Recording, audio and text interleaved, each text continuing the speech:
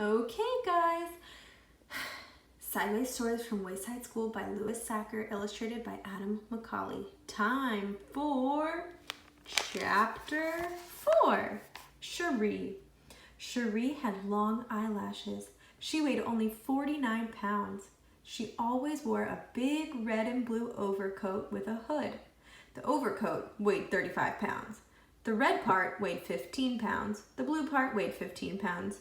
And the hood weighed 5 pounds. Her eyelashes weighed 1.5 pounds. She sat next to the window in Mrs. Jewell's class. She spent a lot of time just staring out the window. Mrs. Jewell didn't mind. Mrs. Jewell said that a lot of people learn best when they stare out a window. Cherie often fell asleep in class.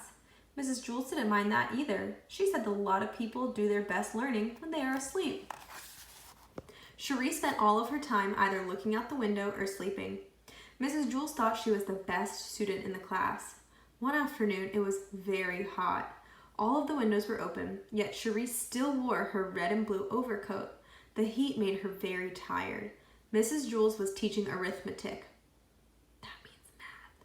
Cherie pulled the hood up over her face, buried herself in the coat, and went to sleep. "Mrs. Jewell," said Kathy, "Cherie is asleep." "That's good," said Mrs. Jewell. "She must be learning something." Mrs. Jewell continued with the lesson.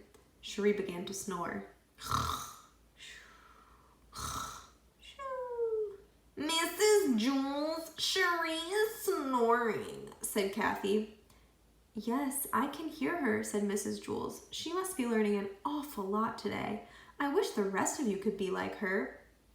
Cherie began to toss and turn. She flopped over on top of her desk and then rolled over on top of Kathy's desk. Then she rolled back the other way. Kathy screamed, "Ah!" Cherie rolled out the window. She was still sound asleep. As you know, Mrs. Jewell's class was on the 30th story of Wayside School. Oh my gosh. So Cherie had a long way to go. After she had fallen 10 stories, Cherie woke up. She looked around. She was confused. She wasn't in Mrs. Jewell's class, and she wasn't at home in bed. She couldn't figure out where she was. She yawned, pulled the hood back over her eyes, and went back to sleep. By that time, she had fallen another 10 stories.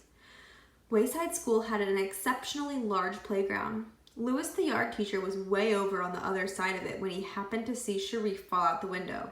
He ducked under the volleyball net, hurtled past. Quick, before I turn the page, make a prediction. What do you think is going to happen? Hurried past the kickball field, hopped over the hopscotch court, climbed through the monkey bars, sped across the grass, and caught Cherie just before she hit the ground. The people in Mrs. Jewell's class cheered. "Hooray!" Cherie woke up in Louis's arms. "Darn it, Louis," she said. "What did you go and wake me up for?" "I'm sorry, Cherie," said Louis. I'm sorry, Cherie repeated. "Is that all you can say? I was having a wonderful dream until you woke me up. You're always bothering me, Louis. I can't stand it." She laughed and hugged him around the neck. Oh, so she must have been joking. Louis carried her back up 30 flights of stairs to Mrs. Jewell's room. That evening, when Cherie went to bed, she was unable to fall asleep. She just wasn't tired. The end of chapter 4.